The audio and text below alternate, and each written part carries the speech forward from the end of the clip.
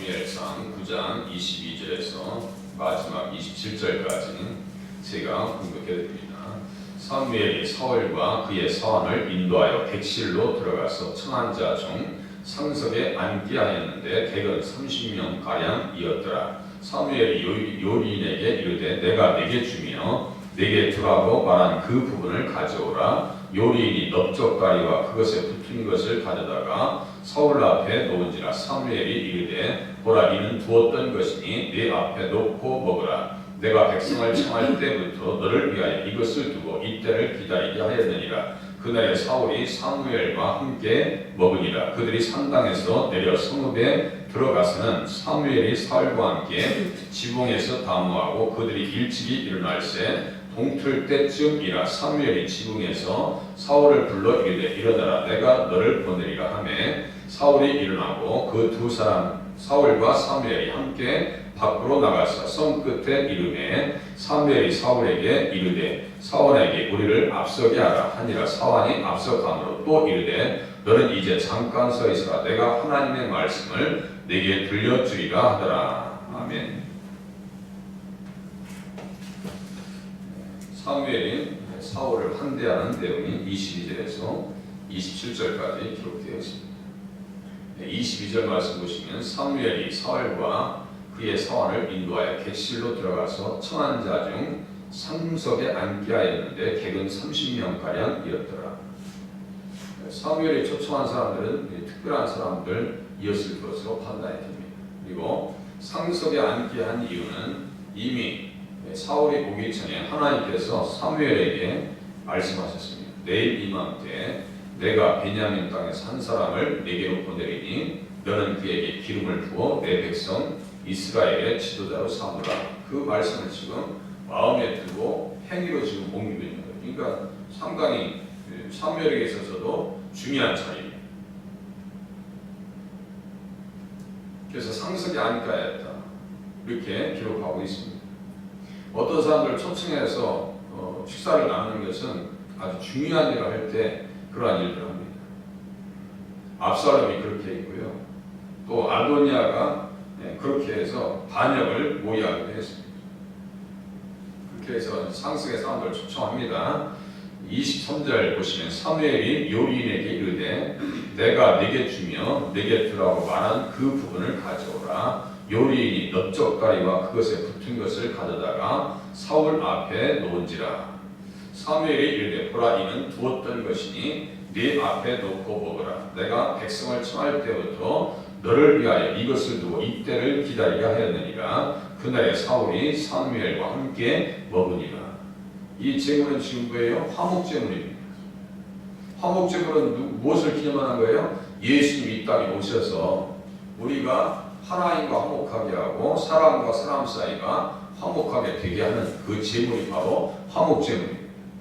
그 화목제물은 누가 먹을 수 있어요? 제사장과 드린 사람이 먹을 수가 있었습니다. 그 제물을 통해서 무엇을 기념해요? 예수 그리스도의 희생과 우리가 어떻게 하나님 앞에 하나 되어지고 그 희생의 피를 통해서 우리가 어떠한 관계 가운데 들어갈 수 있는가에 대한 의미를 분명히 이야기해 주면서 사무엘이 사울과 식사할 것으로 분명히 우리는 이해할 수가 있습니다.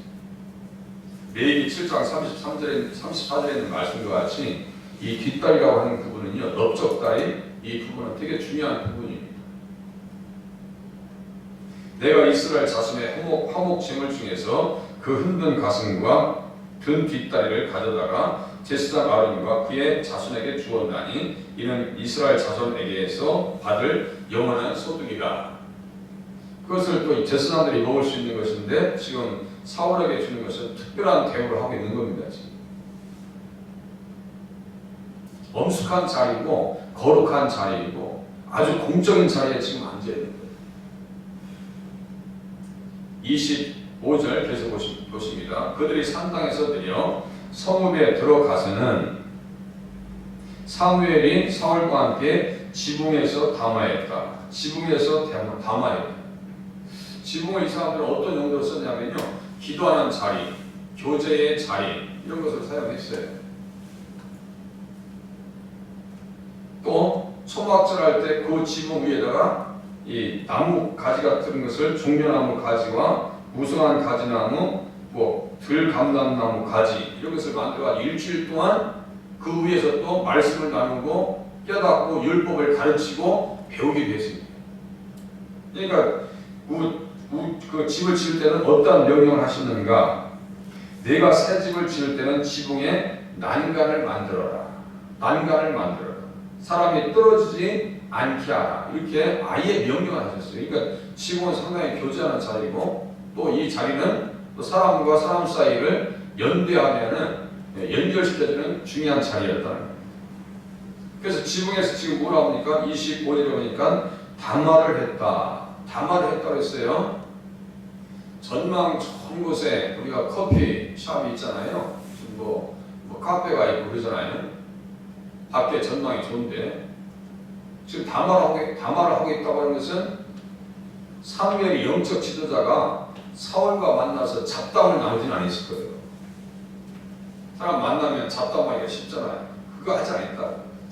지금 어떤 자리입니까? 믿음의 교제가 이루어지는 자리이고 성령의 교제가 이루어지고 있는 자리이고 제물을 먹었으니까 하나님과 함께하는 자리입니다. 이게.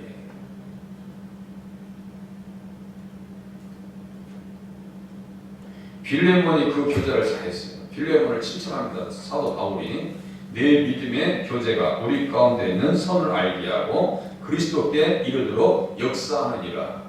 예수님에게 했겠어요? 안 했겠어요? 그래서 그냥 생각해보세요. 사무엘이 예수로 충만하고 사무엘 때부터 이어말한 모든 선지자들이 이때를 가리켜 말하였느니라.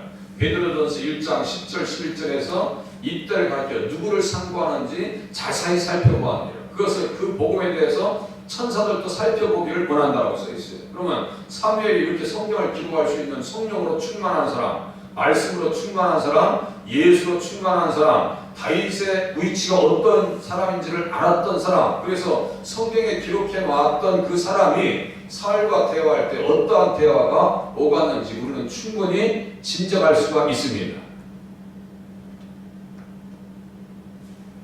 길갈과 이렇게 다니면서 베들을 다니면서 순회하면서 사무엘이 그야말로 이스라엘 백성들을 다스렸잖아요.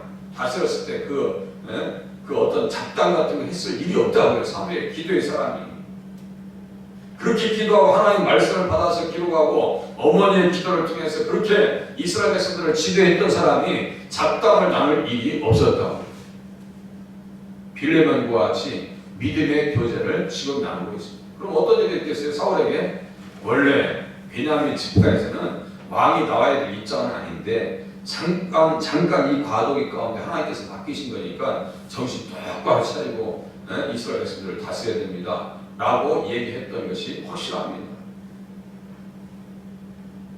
그래서 창세기 49장 계속 말씀드린 것과 같이 10절 규가 유다를 떠나지 아니하며 통치자의 지팡이가 그 발사에서 떠나지 아니할 것입니다. 이스라엘 백성들이 왜 가나안 땅에 와 있는지 아십니까? 아브라함과 이삭과 야곱의 하나님, 우리 조상의 하나님께서 예정하시고 계획하신 일이 무엇인지를 지금 왕은 깨달으셔야 됩니다 라고 얘기하지 않았겠어요? 사무엘이 먼저 하나님 앞에 소청했으니까 사울보다 훨씬 또 나이가 많았을 거예요. 연장자예요. 그런 관계성 속에서 사무엘이 죽었을 때 사울은 통곡하고 울면서 같이 이스라엘 백성들과 애도를 했습니다. 영적 개혁도 이루었습니다.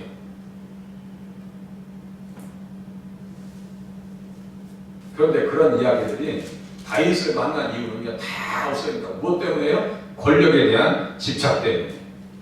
권력에 대한 집착 때문에. 그래서 한쪽을 잘 이해하시는 것이 너무 중요하다니까요. 룻기 맨 끝을 보면서 살몬은 보아스를 낳았고 보아스는 오벳을 낳았고 오벳은 이사를 낳았고 지금 오벳의 존재와 그 오벳의 가문과 유다 지파의 가문에 대한 의미를 사무엘이 사울에게 분명히 가르쳐 줍니다.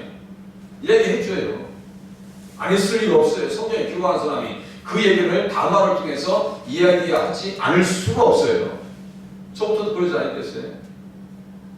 이새의 줄기에서 한 싹이 나면 그 뿌리에서 한 가지가 나서 결실할 것이요. 이 한 가지가 나사렛이라고 했죠. 마태복음 2장 맨 끝에 예수님의 어린 유년 시절이 나사렛에서 전개됩니다. 성경을 기록하는 사람들은요, 그걸 모르고 기록할 일이 없어요. 그러니까 그것을 아니까 사무엘이 히브리서 11장 32절에 믿음의 장에 그대로 등장하는 거예요. 사울은 등장하지 않습니다. 믿음의 장에 어떻게 등장해 그 사람이.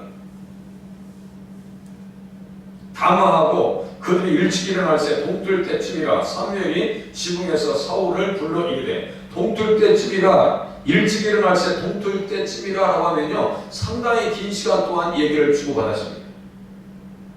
정치인들이요 그냥 정치하는 게 아닙니다. 지금 뭐 국민의힘하고 뭐 국민당인지 연합하면서 그게 대화를 할 때 얼마나 그 긴 시간 동안 이 통합에 대한 대화가 오가고 있는지 여러분들 한번 뉴스를 통해 들어보세요. 간단한 일이 아닙니다. 지금 한 나라를 이끌어야 되고 블레셋 사람들에게 손에서 좀 구원받아야 돼요. 그가 세워진 이유에 대해서 16절 보세요. 16절 중간. 그가 내 백성을 블레셋 사람들의 손에서 구원하리라. 내 백성의 부르짖음이 내게 상달되었으므로 내가 그들을 돌보았노라. 이 말씀을 들었는데 사무엘이 담화 가운데서 이 이야기를 사울에게 하지 않았을 일이 없어요. 그러니까 지금 10장에서 기름 보일 때 그냥 받고 있는 거예요. 지금 왕에 대한 직분, 교회에서도 직분자 세울 때 직분자 교육이 들어가잖아요. 이럴 때는 제가 계속해서 직분자에 대한 말씀을, 사명에 대한 말씀을 전해드렸어요. 그래도 또 잊어버리죠. 다 잊어버립니다. 어떤 분이 그러셔요. 목사님, 제가 교회에 온 지가 별로 안 되는데 이렇게 열심히 신앙생활 해도 먼저 신앙생활 하시는 분들한테 누가 되지 않을까요? 그런 말씀하세요. 전혀 신경 쓰지 마세요. 전혀. 오늘 안 나오셨으니까 말씀드리는 거예요. 처음 교회 오셔서 열심히 해야 되는데 먼저 계신 분들 눈치 보면서 일하셔야 되는 그런 상황이 되면 안 된단 말이에요. 오시면은 정말 일 열심히 하실 수 있도록, 헌신하실 수 있도록, 오시면 격려해주고 붙들어주고 내가 못하는 것에 대해서 이해하는 것에 대해서 감사하게 생각하고 그런 넓은 아량이 필요한데요. 그게 쉽지 않더란 얘기예요. 직분자들부터도 조금 불편한 모습들이 드러납니다. 느껴지니까 그런 얘기 하는 거 아니겠어요? 한 사람이 세워서 이스라엘은 사명인 거예요. 이스라엘 백성들은 가나안 땅을 지키면서 예수님 오심을 통해서 그 예수님으로 말미암아 천하 만민이 구원받게 하는 그 사명이 이스라엘 백성들에게 있어요. 그것에 대한 교육이 사무엘을 통해서 사울에게 증거되어진 내용이 무슨 말로 지금 쓰고 있어요? 담화하고라고 하는 표현으로 합니다. 담화하고 얼마든지 많습니다. 예수님 얘기할 수 있는 부분들이.